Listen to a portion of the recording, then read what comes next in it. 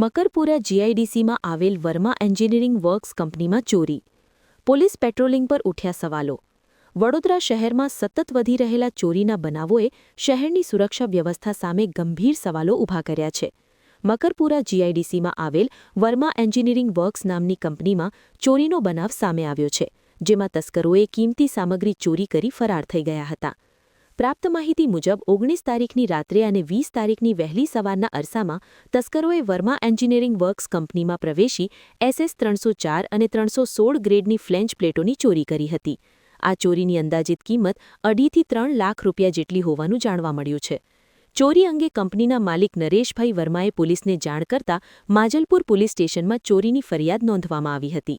CCTV ફૂટેજમાં 4 શખ્સો ટેમ્પોમાં આવી ચોરી કરીને ફરાર થતા નજરે પડે છે. પોલીસ દ્વારા સીસીટીવી ફૂટેજ માંગવામાં આવતા નરેશભાઈએ પોતાની રીતે વ્યવસ્થા કરી ફૂટેજ પોલીસને સોંપ્યા હતા. પરંતુ સીસીટીવી ફૂટેજ આપ્યા બાદ પણ પોલીસ દ્વારા યોગ્ય કાર્યવાહી થઈ છે કે નહીં તે બાબતે સવાલો ઉઠી રહ્યા છે. ફરિયાદીનો આક્ષેપ છે કે પોલીસ ફોન પણ ઉપાડતી નથી, જેને લઈને પોલીસની નિષ્ક્રિયતા સામે નારાજગી વ્યક્ત કરવામાં આવી છે. શહેરમાં પોલીસની રાત્રિ ફેરણી અને પેટ્રોલિંગ માત્ર કાગળ પર જ સીમિત હોય તેવી લાગણી લોકોમાં ઊભી થઈ છે. આ સમગ્ર ઘટનાએ શહેરમાં માત્ર સીસીટીવીના ભરોસે જ સુરક્ષા ચાલી રહી હોય તેવી ચિંતા ઊભી કરી છે. નરેશ વર્મા ફેક્ટરી માલિક દ્વારા આક્ષેપો સાથે જણાવ્યું હતું કે, અમારી ફેક્ટરીમાં રાત્રે તસ્કરો આવી લાખો રૂપિયાના માલને ચોરી ગયા. અમે જાતે સીસીટીવી ફૂટેજ કાઢીને પોલીસને આપ્યા, છતાં પોલીસ તરફથી કોઈ સ્પષ્ટ કાર્યવાહી જોવા મળતી નથી. ફોન પણ ઉપાડતા નથી. યોગ્ય કાર્યવાહીની થાય તેવી અપેક્ષા રાખી હતી. जी मेरा नाम नरेश है और ये वर्मा इंजीनियरिंग वर्क्स कंपनी है. मैं इसका प्रोप्राइटर हूँ. कंपनी पिछले 30-35 साल से हम लोग रन कर रहे हैं.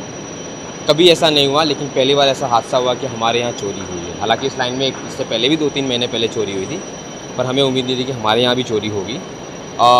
देखा जाए तो 2.5 से 3 लाख के आसपास की चोरी हुई है, जिसके अंदर SS-304 और 316 के फ्लेंजेस हैं. जो अभी 19 तारीख की बात है, 19 तारीख की रात और 20 तारीख की अर्ली मॉर्निंग. कंप्लेंट किया?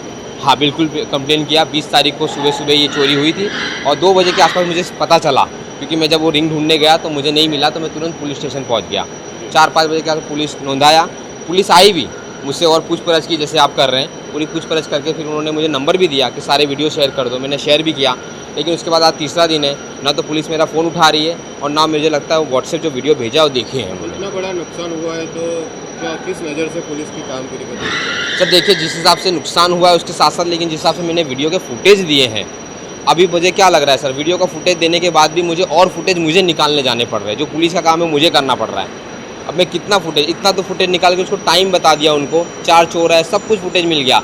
अब उसके बाद आगे पीछे के फुटेज वो निकाल के इजीली चोर को पकड़ सकते हैं अगर वो चाहे तो. क्योंकि जब वो 13 तारीख को जब संडे को चोर आया ना, तो मास्क नहीं पहना हुआ है और 2:43 में मेरी गली में आया है. मतलब वो 2:40 पे कोई और गली में होगा, कहीं ना कहीं और आ जाएगा. पेट्रोलिंग होता है रात को? नहीं सर, बिल्कुल पेट्रोलिंग नहीं होता है. क्योंकि जब ये चोरी हुई उसके बाद से मेरे भाई ने लगातार 10 दिन का हमारा रिकॉर्डिंग रहता है. पूरे 10 दिन देखा है, एक भी दिन पेट्रोलियम की गाड़ी नहीं दिखी है. कितने लाख की चोरी हुई? सर ये चोरी लगभग 2.5 से 3 लाख के आसपास की वैल्यू की रही होगी. क्या नाम है? जी मेरा नाम नरेश मच्छू प्रसाद माथुर.